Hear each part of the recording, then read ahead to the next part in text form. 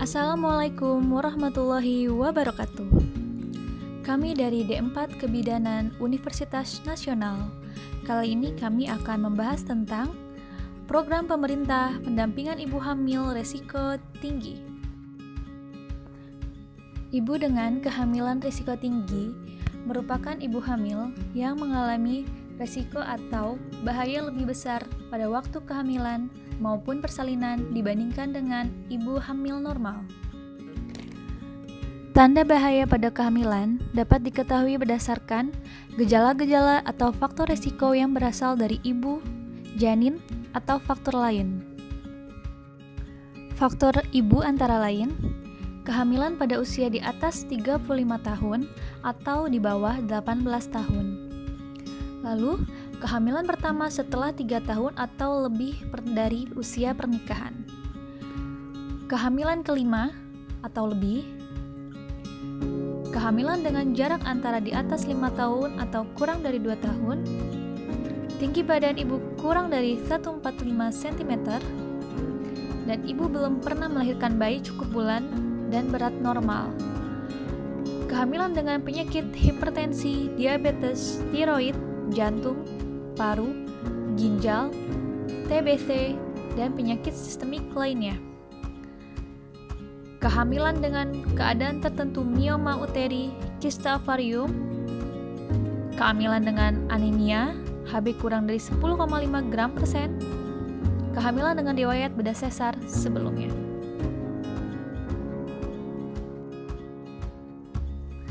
Proses pendampingan sebagai bagian dari program outreach sangat dipengaruhi oleh potensi sumber daya tenaga pendamping di lapangan, kemampuan akan pengetahuan, sikap, dan moral pendamping akan mempengaruhi keikutsertaan masyarakat sebagai dampingan yang memiliki permasalahan.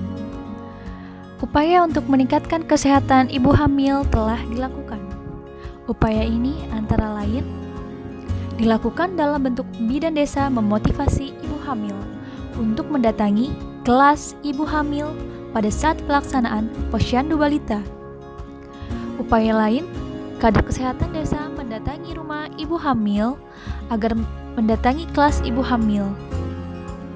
Pendampingan dilakukan sebagai usaha untuk pencegahan komplikasi akibat dari kehamilan resiko tinggi. Salah satu contoh proses pendampingan tersebut adalah dalam bentuk edukasi ibu hamil. Edukasi tersebut dilakukan agar ibu hamil untuk rutin melakukan pemeriksaan kehamilan. Proses pendampingan mulai berkunjung ke rumah ibu hamil dengan risiko tinggi yang memiliki permasalahan sosial sampai merujuk ke rumah sakit. Dalam rangka untuk mencegah peningkatan kematian ibu dan bayi, salah satu contoh program yang diterapkan di Jawa Timur adalah adanya sahabat desa. Teknisnya adalah ditempatkan sahabat desa selama 1 tahun.